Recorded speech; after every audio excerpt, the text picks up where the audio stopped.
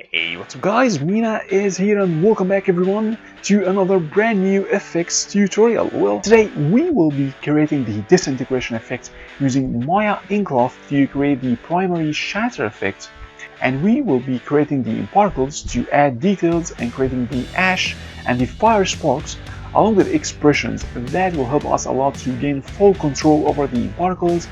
And hopefully this will inspire you to start playing with expressions more and integrate them with your nparticles workflow. And feel free to leave any examples that you came up with. I would love to see what you guys end up with creating. So let's jump right to it and get it started. Alright, so at the beginning make sure that you have a proper UV for the model before you start the process. And the reason because we will be parenting the particles to the UV surface. So just make sure that you have a proper UV ready to go. Now we will start with the shattering process, and I'm going to use the multi-cut edges tool to create a pattern of edges. Then I'm going to detach the edges, and that will result in detaching the faces. But first I want to create a quick selection set for the original edges that I have.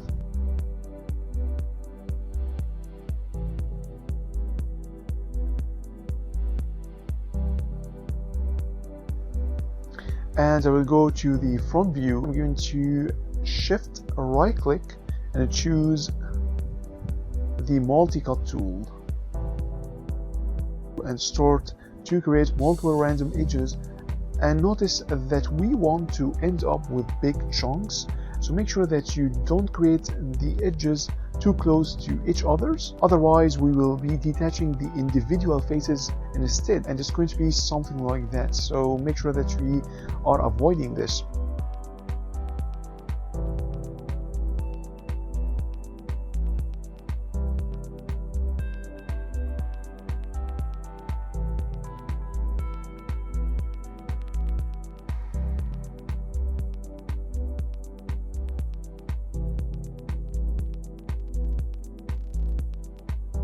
Now I'll jump to the side view and I'll start to repeat the process.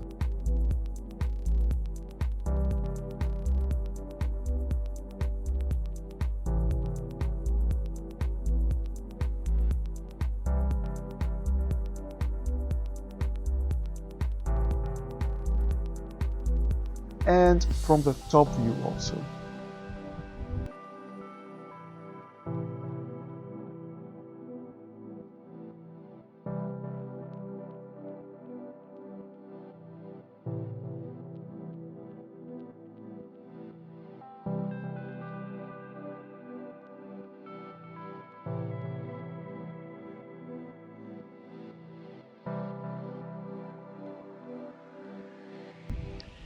Now I need to load my original selection, and then going to select the edges and then shift and drag, and that will reverse the selection. And now I have the new shatter pattern selection that we've just made. After that I will create a quick selection set.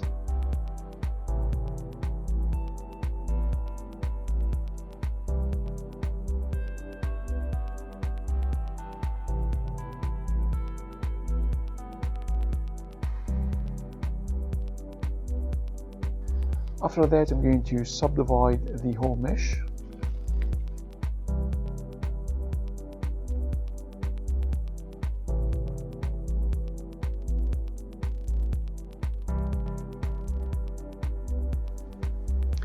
Now instead of detaching the edges directly, there is a cool trick that we can do to get more complex selection, and that will be by transforming the edges to faces by pressing Ctrl and F11,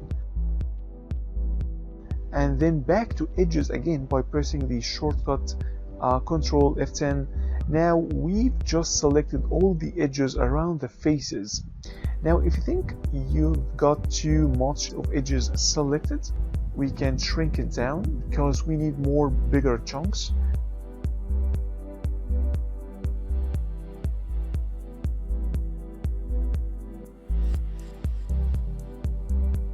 Alright, so now I will come and detach these edges.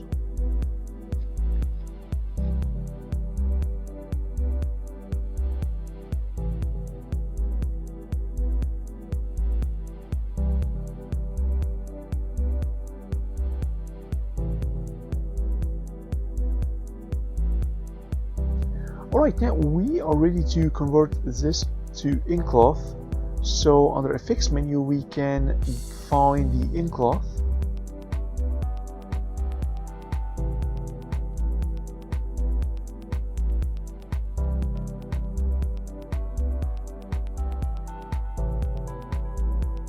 Let's come to the nucleus settings and check use ground plane. Now I will come to the ncloth shape under collision and I will come to bounce and increase it to 0.250 because we want the chunks to bounce over each others. Alright, now I will go and start to play with the dynamic properties and adjust some settings. So to understand the settings, instead of explaining it like that, I've decided to make small examples that will help us to visualize the settings and what each attribute is responsible for. So first, the stretch resistance. So as you can see here, a stretch resistance of 5 will go all the way and extend, and a stretch resistance of 300 will keep its form, and we are barely getting any stretching. So here I will go with a stretch resistance of 10. And for the compression resistance of 0.5, a low compression resistance makes ncloth crumble under pressure and makes ncloth behave like rubber bands rather than springs.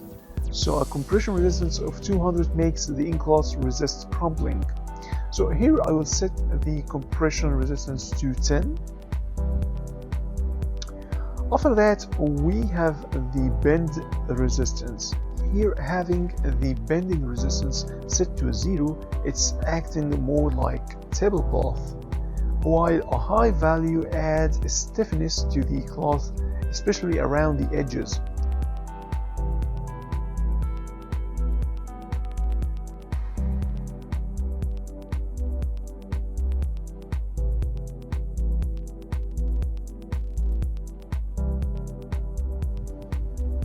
So here I will set it to 5.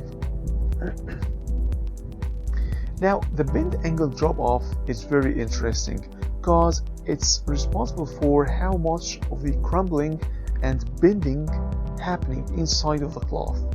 So the bend angle drop off of 0, we get almost a bendy flat surface, but with 1 we get more details inside and more crumbling inside of the cloth. So I will put this to 1. Now for the shear resistance. Just to simplify the shear resistance, the Autodesk help explain it very well, so I will quote from what they are saying. The shearing causes the ncloth to stretch in an unequal fashion, causing distortion.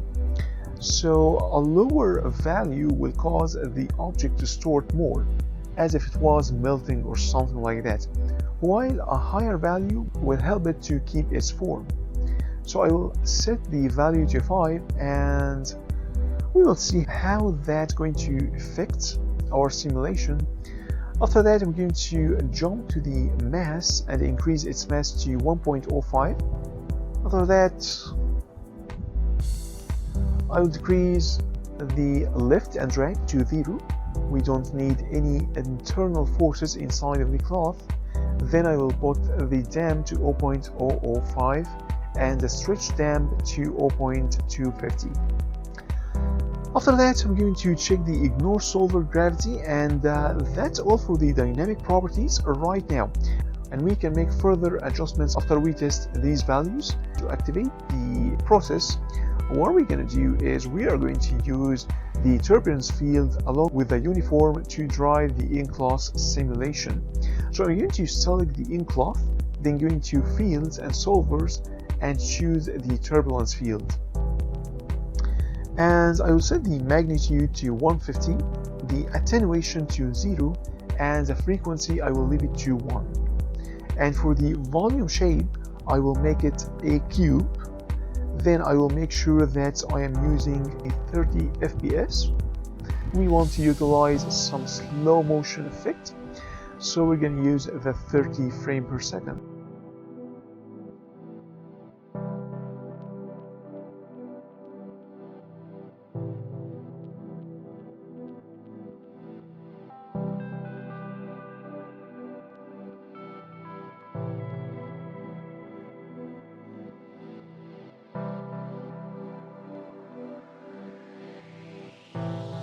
I'm going first to disable the ncloth simulation, and I'm going to animate the field across the mesh from 0 to 160.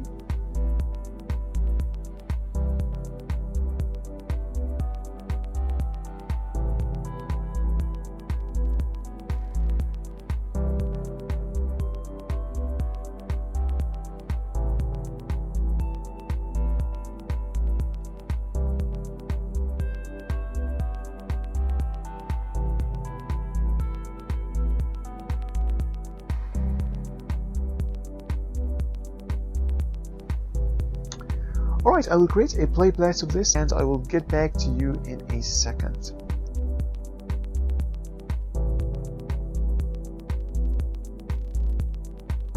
What I'm going to do next is introducing the uniform field, so that instead of having the turbulence field throw it all over the place, everywhere, the uniform field will help us to drive the motion to a certain axis. So I'm going to select the ncloth, then go to Fields and Solvers and choose Uniform with a magnitude of 50 or less, because we want the chunks move slow, not being dragged so hard to the other side. Attenuation of 0, the direction to positive X, and a little bit of a drag that will play the gravity and drag the ashes down to the floor. So in the y-axis I will add a minus 0.250.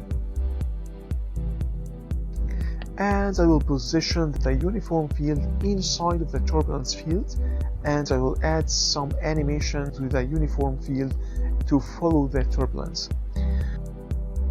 So once the cloth piece is getting affected by the turbulence field, the uniform field will kick in and drag the cloth pieces along with it with a positive x-axis.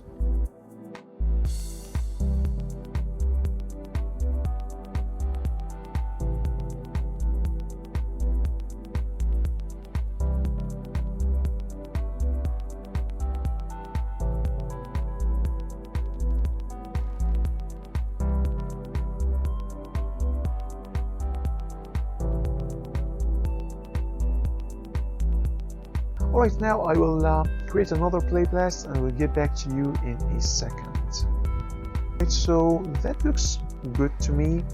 So what I'm going to do now is I'm going to cache this using Alembic.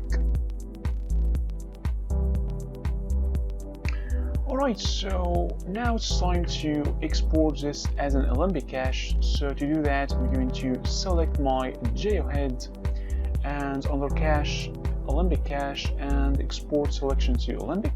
Open the option box and set the start and end from 0 to 160. That's my simulation time. We don't have any pre-roll, but the very important thing that you should know and you should do is in the advanced option, make sure that you have a UV light is checked on, because it's by default it's not going to be checked. So make sure this is checked on, because we are going to export the UV for the head along with the cache. So we need to export cache. I will override the head to Alembic, press yes, and we are going to wait for it till it finishes. Alright, so I've just finished the caching, and what I'm going to do is I'm going to go to File, New Scene, and what I'm going to do is I'm going to cache, Alembic cache, and import an Alembic. and we're going to import head2. And if you scrub through, as you can see, we have got our disintegration happening that we've just made. Alright, so what I'm going to do now is first we're going to change this again to 30 FPS, and now we are ready to create the particle system that will be used as an emission. So let's just first change this to 0, and I'm going to select my object. Under the effects menu, I'm going to choose nparticles and emit from object. Alright, so I'm going to edit, reset, and for the mirror type I'll set this to be a surface, and for the rate, instead of 100 I will make this a 5000, and for the speed I'll set it to 0, and for the normal speed also to 0. Press create. Now if you press play, alright, so the particles are being emitted and dragged down by the gravity. So I'll choose the particle, and under the dynamic properties I will ignore solar gravity, and instead of just keep emitting, I will emit a for the first 15 frame. So I'll come to the emitter and I'll set a key. Let's make this like 10,000. Set a key, and I will move forward one frame. I will set this to be 0, so the emission will stop, and at the very beginning just throw a key in here. Alright, so by default any keyframes made will have a drop off, so we don't want that. So I will select the emitter that's attached to our geohead, go to Windows, Animation Editors, Graph Editor, and instead of having a drop off, we want this to be linear.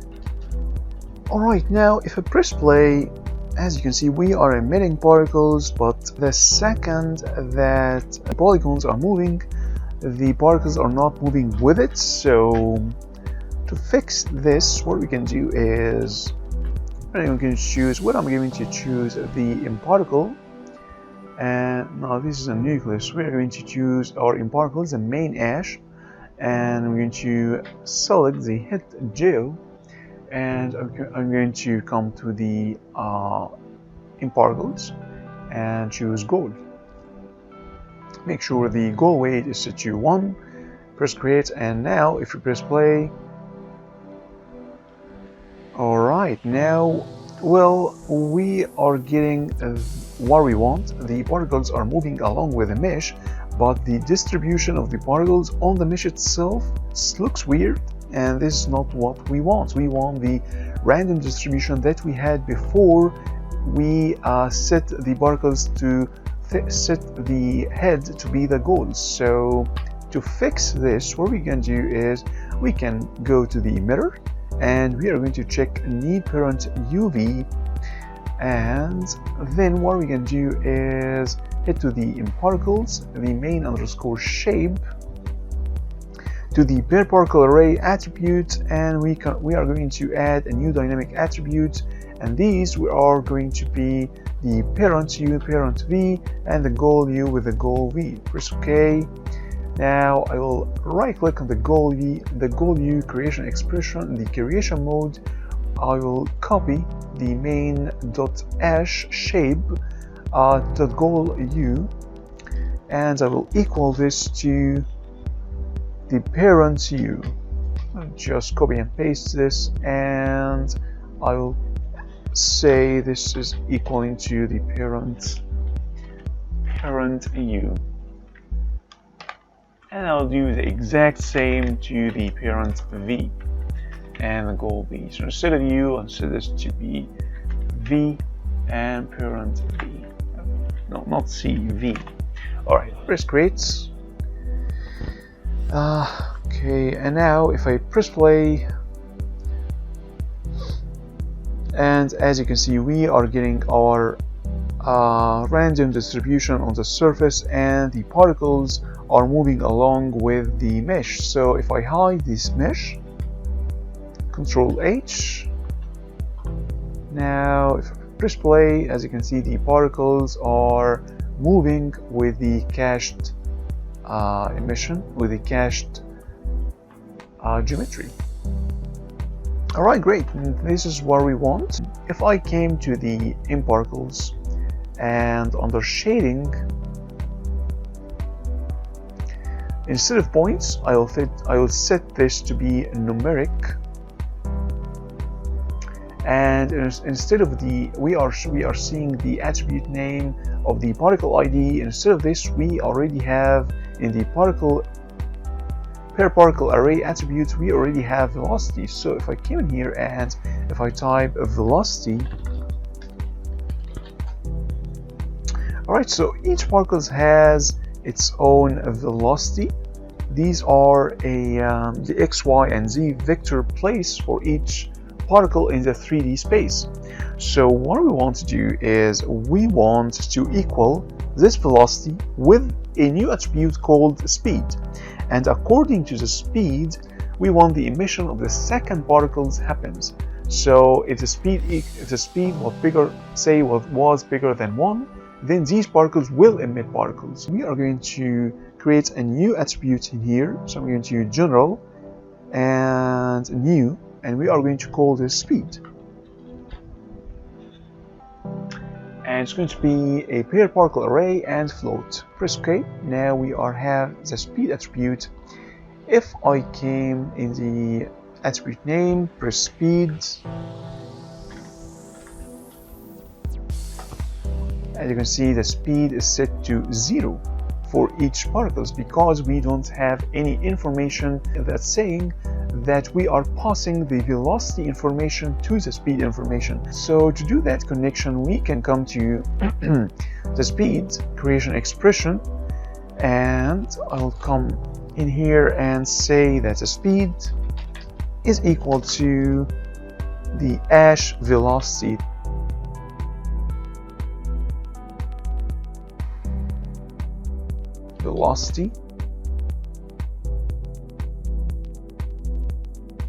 But we are going to use the magnitude of the velocity. That's why we are saying this is equal to the magnitude.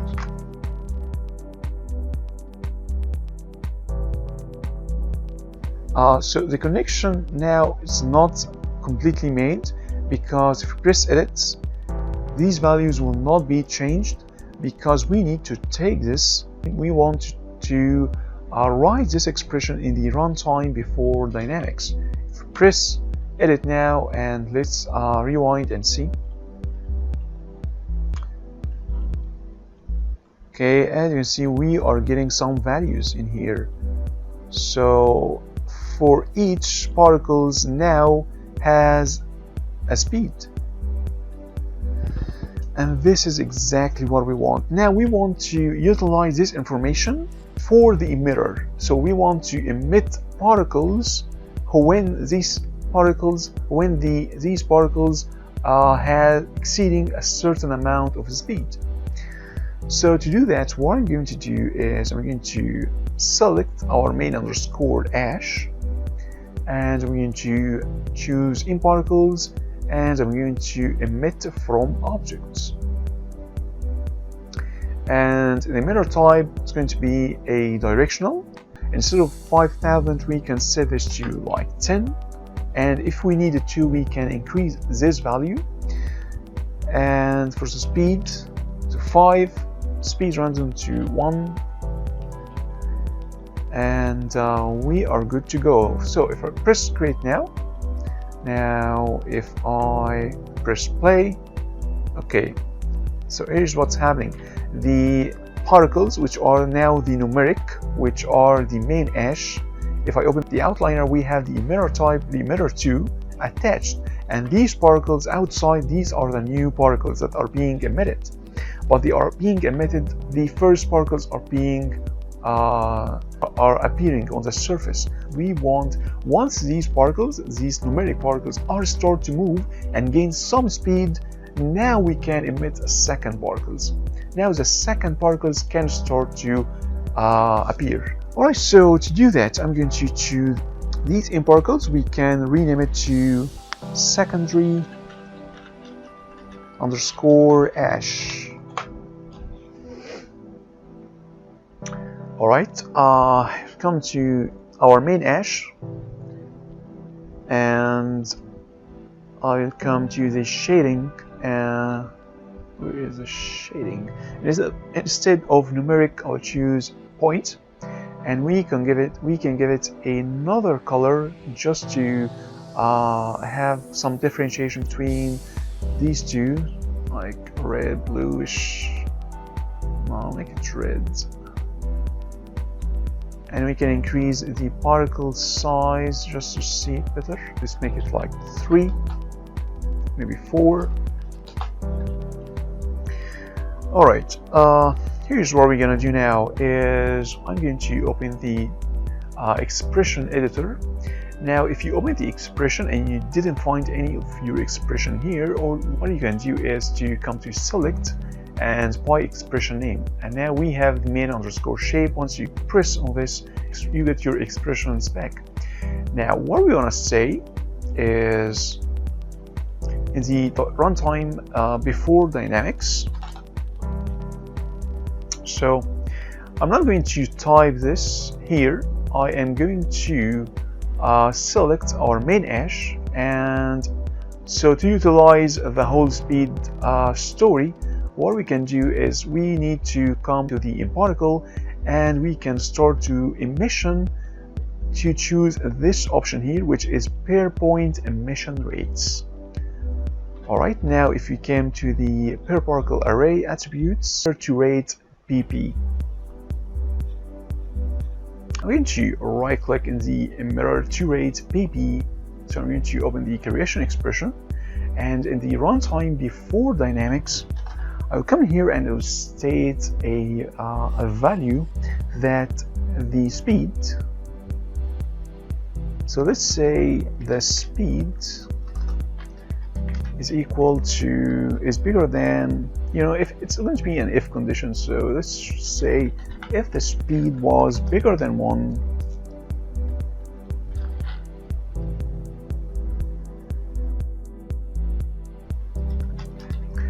the speed was going to be is going to be bigger than 1, close brackets. Then what's going to happen is the main underscore ash emitter to rate will start to emit.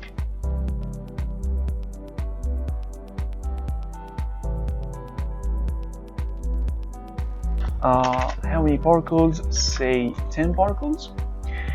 And let's close this. Now else, to finish this, brackets, and let's say else it's not going to emit any particles. So let's copy and paste this. It's going to be 0. And let's close this. Right, that. Press edit. Let's see what we have. So let's start play. Alright, we have no emission from the second particles once they are moving. Now the secondary ash start to being emit.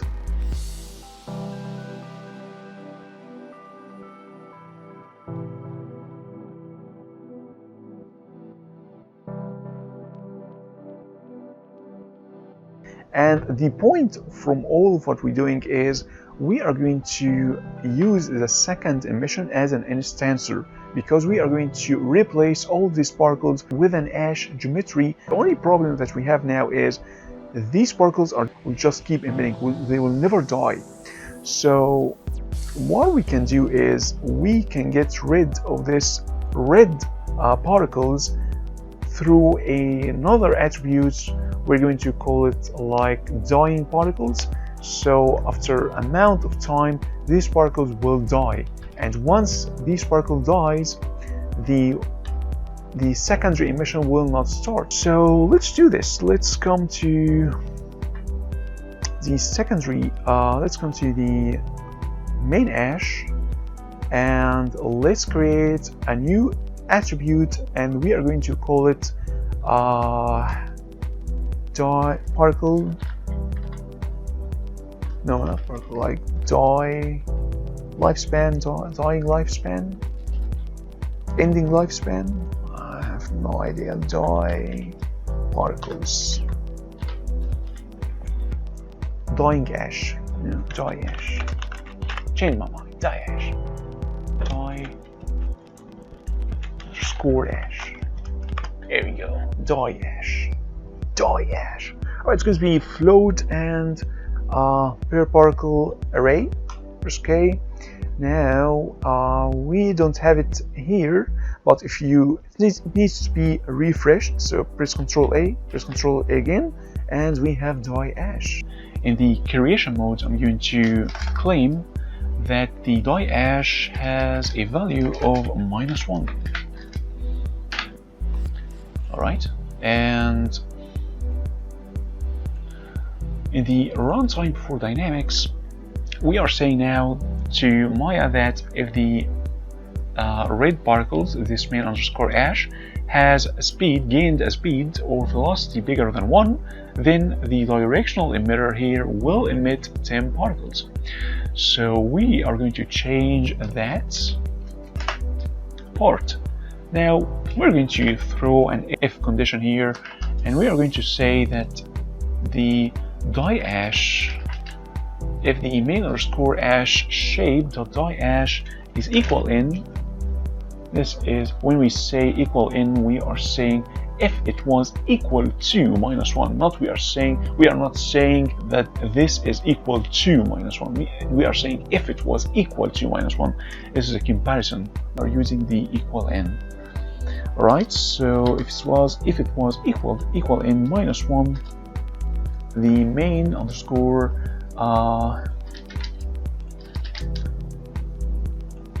we are going to open brackets, the main underscore shape die ash.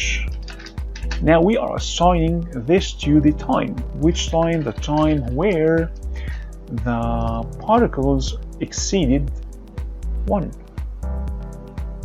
Okay, we're going to close that.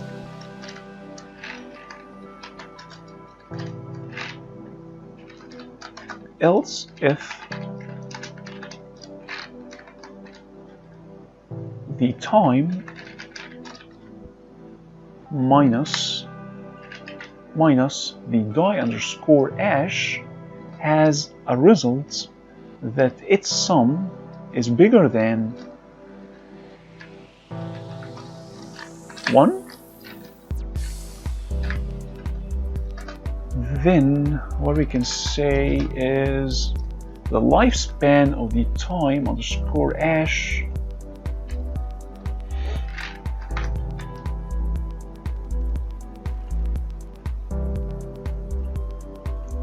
the lifespan of the main underscore ash shape dot lifespan instead of lifespan will equal to -1.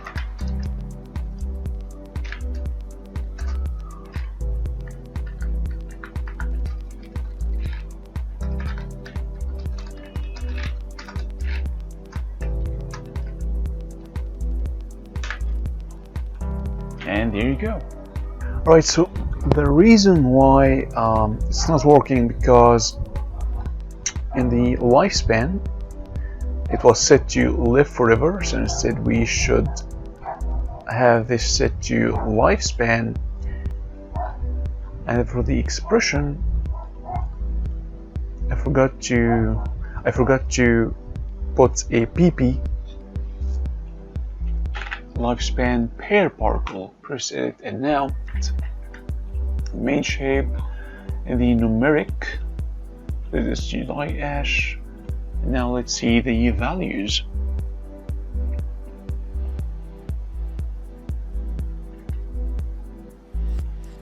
Alright, so we are emitting, it says secondary particles, so certain point, as you can see here, the particles are dying. Like, as you can see, we are not getting any numerical values anymore. It's fully procedural, so if you want like to have a like instead of emitting 10, like emitting 25, there's it. And if we want to have a longer time, we can increase this. The value is bigger than 2. Press play. We are emitting particles, and the lifespan just way too long. Like we are like here, keeps emitting, and finally it disappears. Alright, so that's for the secondary emitter, the secondary ash. Now it's time to replace the second particles with an actual ash geometry. Instead of emitting points, we are going to use the instancer to replace these ash points, the secondary ash particles, with an actual ash geometry. Alright, so instead of having just particles flowing around, we are going to use the instancer to replace these objects, these particles, with an actual polygons objects that looks like this. So these are just polygons planes that was converted to an ncloth object and had a turbulence and wind to it, so it's crumbled and looks like ash.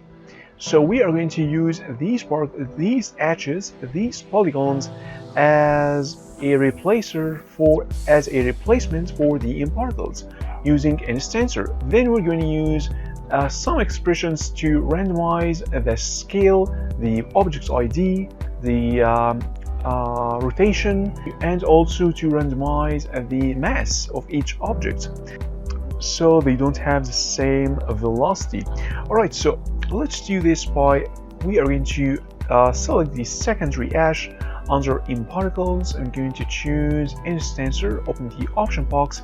Most importantly, what we want to do is, instead of the having the particle object to instance set to main shape, we are not going to replace the main shape. We are going to replace the secondary ash. So I'm going to select the secondary ash and press create.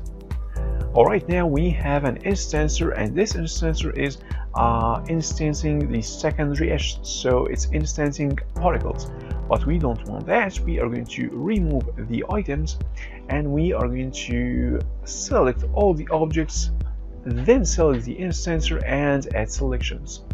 Once you hit add selections, now we have the objects appears instead of particles with the same value of scale, rotation, and everything. So we need to randomize this. So this actually only one object, because we need to randomize the object ID. So to do that, I'm going to select the secondary ash, and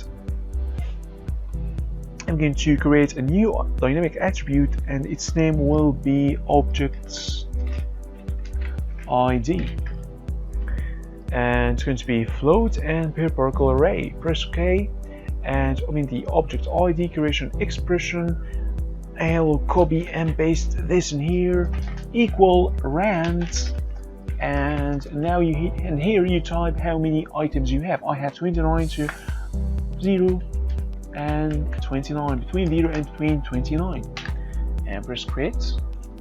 Nothing will happen right away unless we come to the instancer options, and in the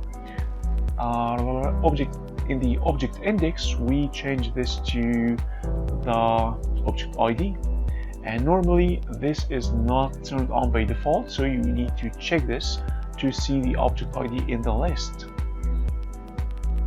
And now if we replay, we should have the same rotation, same scale, and same everything, but with different objects. Alright, so we are now randomizing between these ash objects, and these are the particles inside of each object. Alright, so second, what we're going to do is we are going to randomize a scale. So we don't have an attribute name called scale, so we need to create one. So under general dynamic attribute, we're going to add objects, just scale with an S capital, per particle array, float, object scale, creation expression. Remember, we are doing all of this in the secondary hash.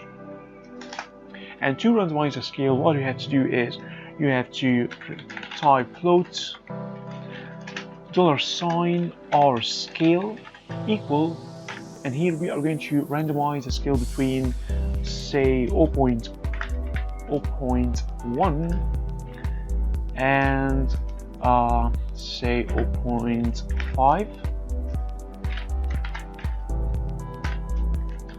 And after that, what you need to do is we need to equal this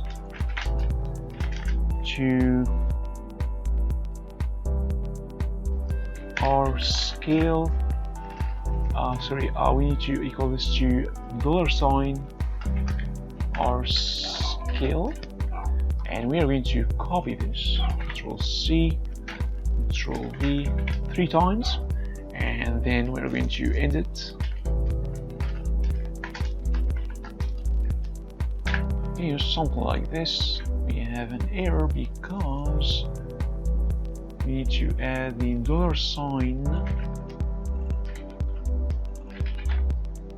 all of that, edit, and now we and then we need to come to the instance. Under scale, we are going to choose object scale. Now, if we replay this again, we should have different scale. Okay, so we are now randomizing scale. Say, just to make it more obvious, we're going to randomize scale between 1 and 0.5. And there you go, we have some bigger chunks appeared, so it's going to be pretty much small, like 0.2 and 0.5. And what we're going to do next is we are going to randomize the mass.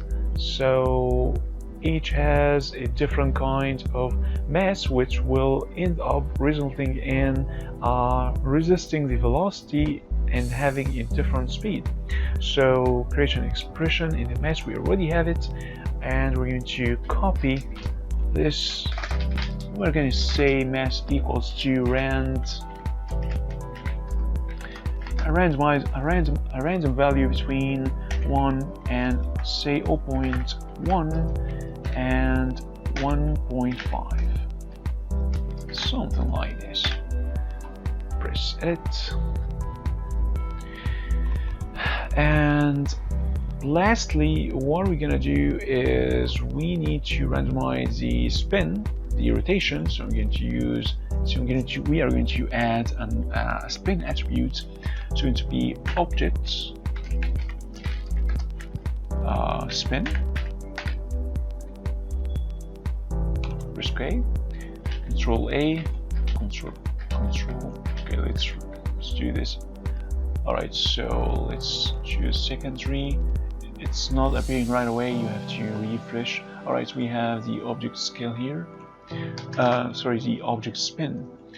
And what we're going to do is we are going to randomize the object spin. Control C, Control V, and this will equal to a random value between 360 and 180. Okay, we have a problem, and say, okay, we open this. Yes, we need to add one here. Here we go. Now we need to go to the rotation options, and on the rotation you will find the object spin. And there you go, we have different spin. And to make it more exciting, I don't think it's going to appear here, but a good trick that you can do is to copy this. Sorry, I mean to copy the secondary object, the secondary ash shape .object spin, and we can come to the runtime before dynamics and equal this to plus equal to the velocity, and that will end up having different spin speeds. And there you go, we are randomizing everything. And to hide these particles, we can come to the main, to the secondary ash under the, what are we gonna do? Under the shading. Where is the shading? Yes, the shading, and we have an opacity slider once you disable this. And obviously these particles are way too less, so we need to increase it. And since we have a fully procedural controlling through expressions over particles, we can increase the particles count. Instead of having like 1000, we can increase this. So I need to select the main shape, select by expression name, and we are going in under the runtime before dynamics. We are emitting 15, so let's emit 40. Press edit, and let's see a blast of ashes happening.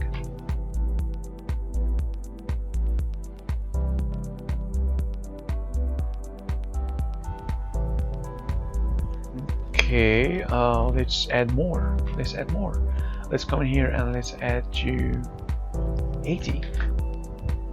Edit, and notice the particles number. We are now having like 3,500. So let's see how much we are going to have now and how that's going to look like. Obviously we are having way too we are having a lot of particles that looks like ash, and let's do one thing. Let's increase its mass, let's increase its scale a little bit, just a tiny bit. So to do that, under scale, let's randomize between 0.5 and 0.5 and 1. So play. Okay, a little bit big, but I like it. Looking kind of cool.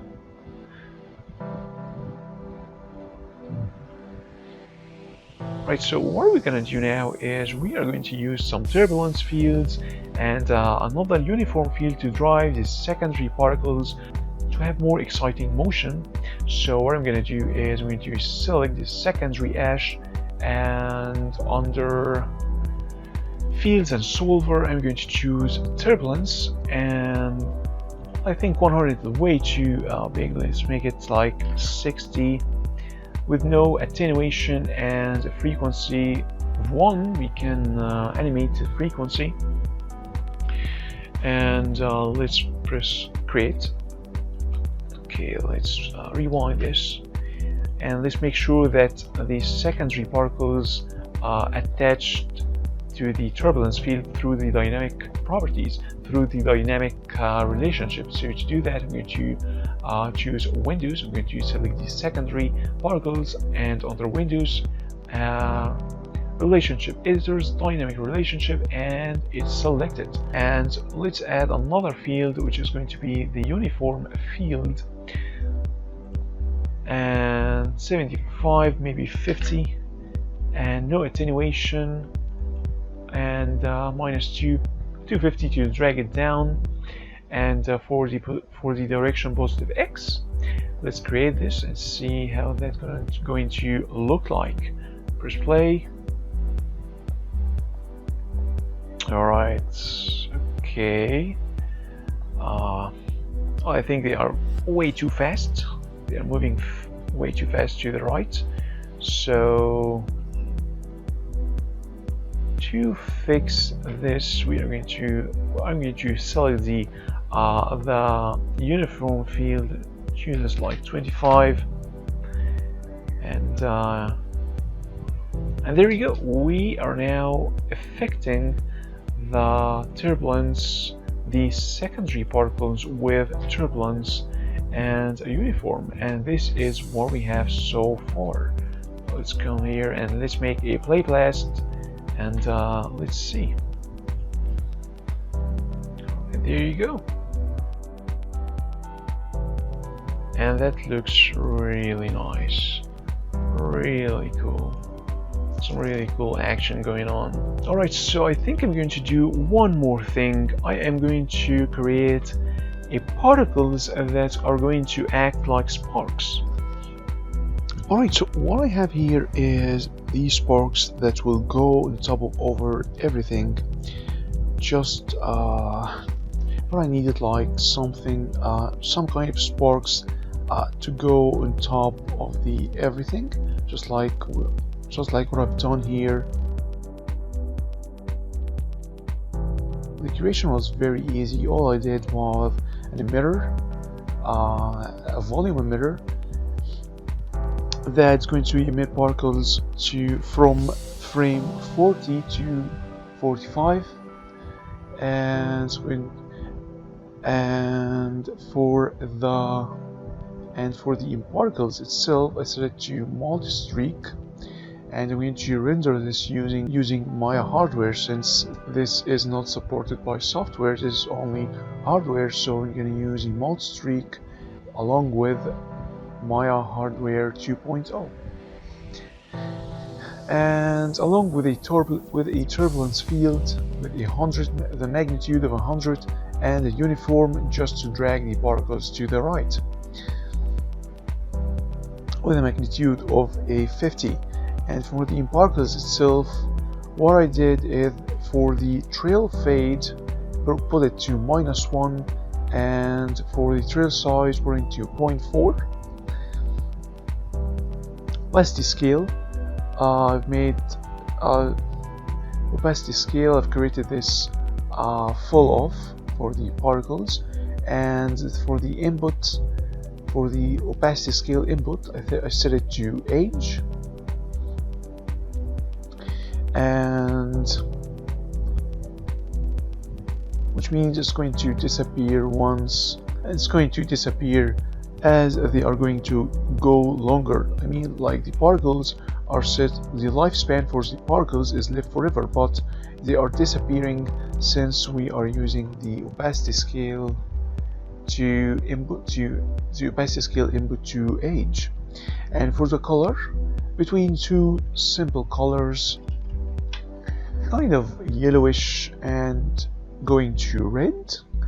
And for the incandescence, I've added a small value of like from yellow to bluish, and I set the incandescence input to speed.